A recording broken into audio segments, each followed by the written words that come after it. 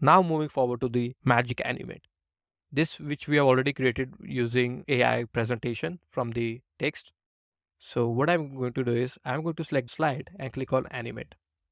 So there's an option of Magic Animate. So Magic Animate will all what it will do is it will analyze your content and create animation out of it. Just click on Magic Animate and it is analyzing the content. There's a different set of things you can do: bold, elegant, energetic, and digital, however you want. So if I click on the digital, it will apply that. So that's how you can use Magic Animate. So if I click on the design, the templates you can use, let's just use template, not from the AI, which has more elements attached to it. Click on apply 12 pages, just like it. Now, yes, replace all. Now you have different type of elements here. Yeah. Now we will, use this slide, click on animate, click on Magic Animate. So here, if I click on professional, these are the professional, this is the bold.